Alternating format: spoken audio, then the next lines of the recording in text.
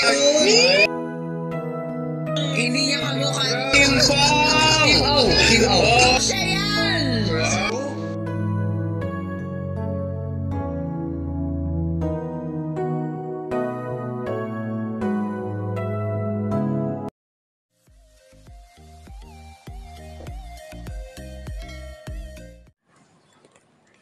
Nakakaloka. Kim Chiu nag-react doon sa Showtime sa kanyang kapwa co-host na ayon sa kanila, ka-look-alike daw niya si Paolo Avellino. Well, ang layo. Samantala nag-react naman si Kim Chiu na ayon sa kanya, hindi siya yan. At may pagkakantsaw pa ang kapwa co-host niya, Kim Pao. At mag-heart naman kayo. Napatawa na lang si Kimi doon sa sinasabi ng kasama niya. O di ba? Ayaw pumayag ni Kimi. Si Pao lang talaga, walang iba.